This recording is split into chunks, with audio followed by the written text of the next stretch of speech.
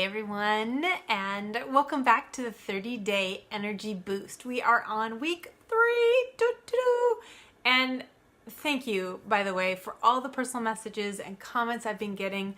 I am so grateful, y'all, when you talk to me. It's really nice to know that people are applying things and are feeling a difference in their life. So I'm excited. So check out my new shirt. You guys, I've got so much cool stuff coming up the next couple of months. These are new t-shirts that I just had made. I'm going to have those for sale probably in about 2 weeks, and a few other really cool products. And I have something very special started that I think I'm going to be launching May 1st, so stay tuned. Really excited about good stuff coming your way. So let's hop into today's topic. So the word for this week is move.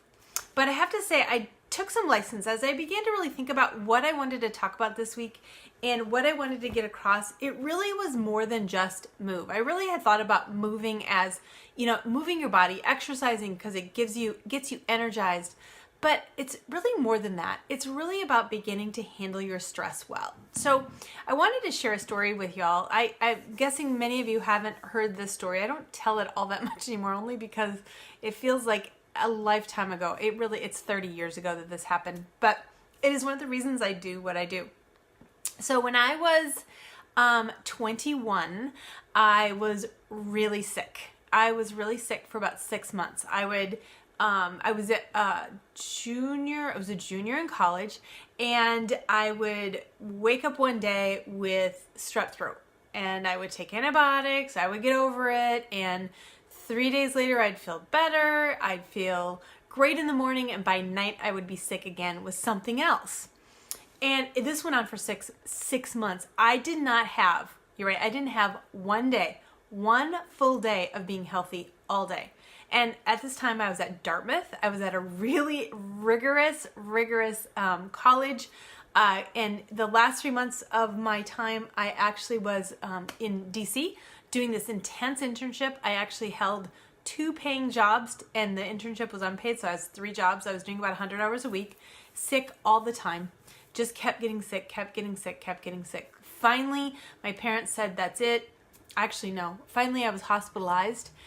And at George Washington University Hospital, which is where I was going to school actually, and my parents just basically said, that's it, come home and let's take you to the Mayo Clinic, let's get you studied. Well, basically they realized I have almost 0 white blood cells, which are your immune system if you're not familiar with it, and they couldn't figure out what it was. I have what's called idiopathic chronic neutropenia, which, as my doctor said, means the idiot has no idea why you have it. So that's idiopathic. They have no idea. Neutropenia is very low white blood cell count, low to 0 white blood cell count, and chronic this is just what I live with. It's not, they don't see it going away. It hasn't gone away. Although my white blood cell count went back to normal when I was pregnant and nursing. So it's kind of interesting. So he basically said, we think you've stressed away your immune system. Is that possible? And I had been living a very stressful life, so it was totally possible. And I said, yeah, that makes sense. And he said, you need to start reevaluating some of your priorities. And it was then, I had already been into fitness. I was already into wellness. I was already into all of these things. So it was then, though, that I thought, maybe it needs to be more of my career rather than my hobby, which it had been. And I started doing yoga. I started doing all sorts of things to handle my stress better. So y'all, I am here to tell you I'm a card carrying, what I call recovering stressaholic, because I still fall into times and periods when I get really stressed out and really struggle. And I'm here to teach you and help you figure out how it is that you can begin to handle that stress better, because this is what happens. We live in a stressed society right now. Our culture lives stressed. It is so rare to find someone who says, oh, I'm all good. I'm relaxed. Like, life is good. It's all good. Or I have plenty of time. I have lots of free time. I'm happy to do something new or learn something new. I don't know if I've ever heard that. It's always, we're crazy busy. I don't know. I don't have time right now. all of this language also then affects us, right? It's incredibly powerful how this affects us. So I am here this week to talk to you about this, because why is this part of the energy boost? Well, what I think is, let me rephrase. What I know, I should also mention that I specialized in stress management when I got my master's degree. I actually wrote my thesis and did original research around stress and relaxation. So I know stress really well. I know it very well. Anyway, what stress does is it's like a Teflon coating over fatigue, right? When you're in stress, you're releasing adrenaline, you're releasing cortisol, which are hormones that keep you kind of pepped up. And what's supposed to happen in the body, super quick physiology lesson, is stress is the stress response or the fight or flight response. It's meant to occur when your life is actually in danger, when there is a car racing at you or a lion is coming at you and you need to fight or flee in order to save your life. And what happens is all your blood most of your blood, right, is shunted to the more important vital places. So your extremities, your hands, your legs, so you can run, you can fight. And it's shunted away from secondary systems like digestion, reproduction, immune system, because that's not important, right? If your life is in danger, who cares if you're digesting your food? It doesn't matter. And it's shunted away from that and into some place that will be effective for you, right? So you get this welling of energy and excitement, and then you fight or you flee, and that depletes you and brings you back down to relaxation. So you get this surge, and then you're back. And think about it. When you do something, a really big exertion, or if you feel really scared and you get on stage in front of thousands of people and you speak, you get off, you're kind of like a washcloth wrung out. It's like, I'm done. But what happens for us is we don't do that, right? We get a stress, then we get another stress, and then maybe we have a glass of wine, and then we have a stress, and then another stress, maybe we have a night off and we come down. But we're always running up high. And what that's basically like doing is revving your engine in neutral. And you're slowly wearing out your organs, which are running overtime. And remember those secondary systems that aren't getting any love? So your digestive, your reproductive, your immune system aren't getting the attention they need. They don't get the blood, they don't get the energy. And that's why nowadays one of the reasons we have so many issues, long-term issues with reproductive, immune system, and digestive systems. It's a real thing, y'all. So as you can tell, I'm kind of on my high horse on this one. This is a really important topic for me, but the reason I wanted to share it with you and share a little bit of the story is really to understand why it is that this is so important and why we want to do something about it. What I wanted to do with this Energy Boost series is to help you find your own energy source, to get your body functioning better and happier, so to speak, so that your energy is genuine energy. It's not this hyped up energy from caffeine, sugar, stimulants, from adrenaline, because adrenaline is a stimulant just like what we talked about last week, caffeine and sugar. In fact, I've often joked my drug of choice is adrenaline, and I had an adrenaline addiction. I still have an adrenaline addiction. I'm still working on getting myself off of that and feeling comfortable being really quiet and in a quiet space. So we are looking for creating for you a sustainable, true energy. So I actually wrote notes. We're going to hop now into this week and what I want you to think about this week. Okay. Now remember, I'm sharing with you 4 tips.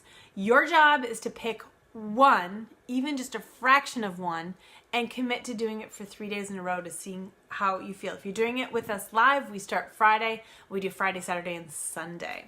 Okay, so tip number 1 is to commit to an intentional relaxation practice.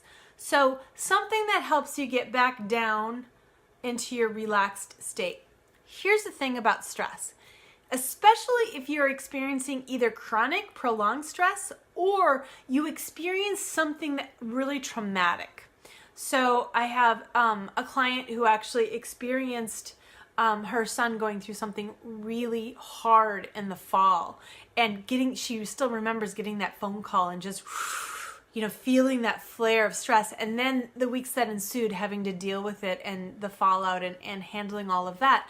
And she said, no, but I think I'm good now, although she hadn't done anything to relax. And here's the thing, if you feel that prolonged stress, if you have a situation that creates, on a scale of 1 to 10, 10 being really stressed, 1 being totally relaxed, if you're like at a 12, when you come to about an 8, you're going to feel relaxed. You're going to feel, because it's relative, right? So compared to 12, 8's going to feel pretty darn good.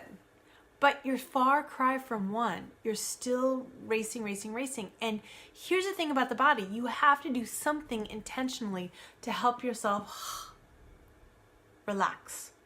Okay? So, tip number 1 is to create some sort of relaxation practice. Breathing, yoga, meditation. In the post I'll be sharing tomorrow, or if you're reading this on the blog, you can just scroll down. I'm going to share a few of my very favorite apps that I use for relaxation. There's some great ones out there, totally free. I have one that's paid that I really like. They're great. You guys, there's so many apps out there, and we're already on our phone. You might as well just pull up an app. And even doing something, they have a lot of 7-second apps. Even doing it for 7 seconds makes a difference. So begin to consciously incorporate some sort of relaxation. If you're at a 5 regularly, most people, I believe, ride between 5 and 8 stress. Okay, just from my experience and the clients I work with and myself, we're between 5 and 8 pretty much all the time. And this, even if you're at a 7, if you can get yourself down to a 6, which you can do with a few minutes of relaxing, breathing, you do need to do something conscious physiologically or with the mind to help yourself relax. It's not just going to happen. And FYI, some of the fallacies, or the myths I should say, around relaxation: wine does not help you relax. I know I mentioned it earlier, but I was just joking. Wine doesn't. TV doesn't, because it just numbs you, but when you turn off the TV, usually you feel worse than when you turned it on. Sleep does not relax you. Okay, you often are playing and replaying whatever it is that's driving you crazy, and you can often make it worse when you're sleeping, so you can wake up more stressed than when you went to bed. So you have to do something that helps you. Okay, that's tip number 1. Tip number 2, exercise. Okay, exercise, what that does is it helps you release that pent up energy. So if you feel that pent up and someone says, just sit down and meditate, you're like, are you kidding me? I'm going to sit down and meditate and I'm going to be like this. No, you might need to do something to get that energy out, to really wear that battery back down. Okay, now I have exercise plus fresh air for this day because fresh air is a really powerful tool. Really powerful tool. Speaking from Minnesota, just finished Snowmageddon 2018. It's the middle of April when I'm filming this, and we had a major snowstorm over the weekend, like the hugest snowstorm of the whole season. The whole city shut down, which in Minnesota is huge. You need to get outside, get fresh air, breathe, and that makes a difference too, even if you're just walking to the mailbox, okay? So that's something else you can do. Number 3 is to stretch. Now, you have to know this is coming, right? My little yogi comes out. But yoga is a really powerful tool. It doesn't have to be yoga. You can just stretch. Let me tell you what you're doing. When we're experiencing stress, the muscles actually contract, like you're all wound up so you can spring. Okay, coming back to the fight or flight. This is so you can spring into action. That tension stays if you don't actually spring into action. Okay, what we want to do is, it's potential energy. What we want to do is spring into action, fighting or fleeing, so that we release all of that pent up energy, right? That muscle tension. Now, of course, you can exercise and that helps, but the tension can still be there. And then if you're feeling tense, that can make you react with more stress to a situation. So there is this mind-body connection. It's really powerful. And where you break the cycle can either be in your mind or your body. And I think the body is an easier place to do it. It's much easier to stretch than to think through and stop your stress by thinking. Usually thinking, especially when we're already feeling stressed and scared and angry and whatever, thinking usually makes it worse. right? We don't do our best thinking at that time. So stretch. What we can do is stretch the muscles that are holding the tension. And in stretching the muscles, we begin to release them. Okay, and the beauty of that is if you are at a 6, if you stretch and you can get down to a 4, the next time something happens, maybe you'll just go up to 6. If you're already at 6 and something happened, you'd go up to 8. See where I'm going here? It's a good thing. Now, yoga is a really good thing because yoga actually adds another mind-body connection element, shall we say. So it's even more potent. And I will be sharing with you, I'm sharing a desk stretch. Super quick, something you can do in 5 minutes at your desk. So I'll be sharing that with you when we get to that place. Okay, last but not least, Young Living. Now, there were so many things I could share with you. I didn't know where to start, and I don't want to overwhelm you. So I'm going to go through a few really quickly here. And if you have questions, post below or message me, and I'll be happy to answer them. I wanted to keep this video relatively short. But really, there's 2 things we're looking at this week. Handling our stress and exercise. So let's look at handling our stress. Young Living has a product called Cortistop. Now, this is an incredibly amazing supplement that helps you if you're in the stress loop. Now, many of us get caught in that stress loop. Most of us don't even know we're there. But what happens is our cortisol gets released and we get stuck with high levels of cortisol that kind of keep us spinning in place. Now, one of the signs of that is a lot of gut fat. So if you've been there for a long time and you're starting to get some gut fat and you're not used to it, it's not usual for you, then there's a good chance you're stuck in that loop. Cortistop helps support the body to break that loop. It's amazing. You're not supposed to take it forever. Short periods of time. The directions are on the bottle. I've used it twice and it's been great because I used it when I got through something that was really, really hard and I felt myself, I could just tell I wasn't sleeping as well because of the stress. I just was having a hard time. I call it exhaling, letting go, and Cortistop helps. Now, oils, of course, the 2 oils that I wanted to share, there are actually tons of oils that can help, but this one, lavender, you've heard of lavender, right? Has everyone heard of lavender? Little lavender love out there, people. This is so amazing and supportive for the nervous system, and the nervous system is what controls your controls the stress. Yeah, so the nervous system is what's set really high for most of us with that stress level, and we want to reset it to a lower level. Lavender will help. And the other one, stress away. It's self-explanatory, right? And both of these come in the starter kit, so this is a really good place to start. Okay, now that's for stress. Now for exercise, there's actually 5 I'm going to briefly mention. I will write more about them in the post so you can read a little bit more, but I will briefly mention them.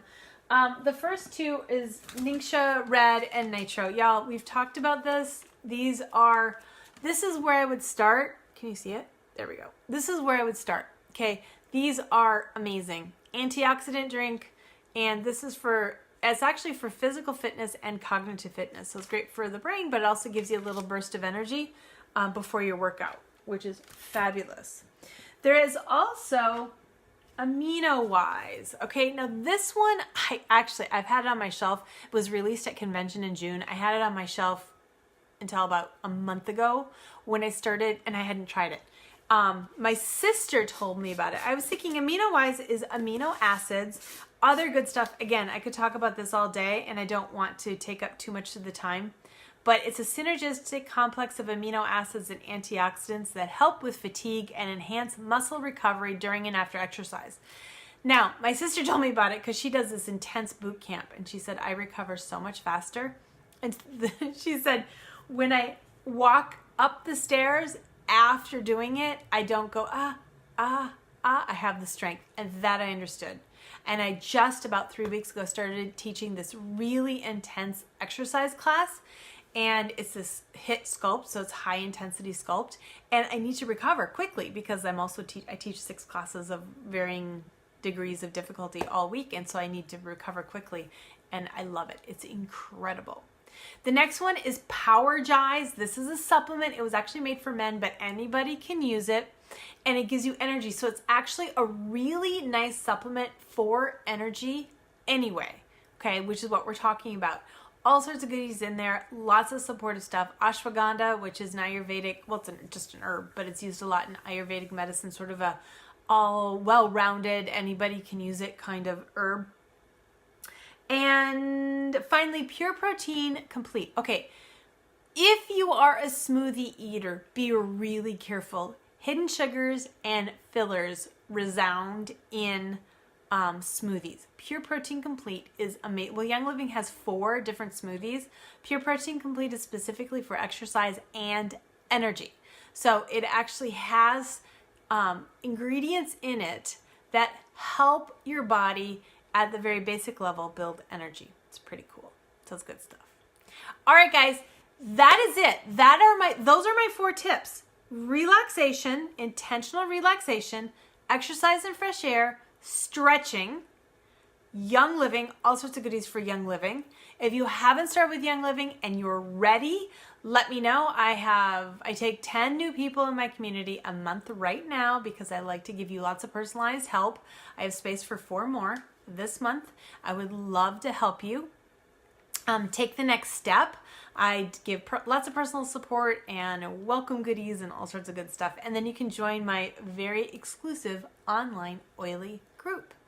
All right, guys, so you're going to choose one of the 4, continue with me all week, read all the tips, and then you're going to commit to one thing over the weekend for a fabulous giveaway.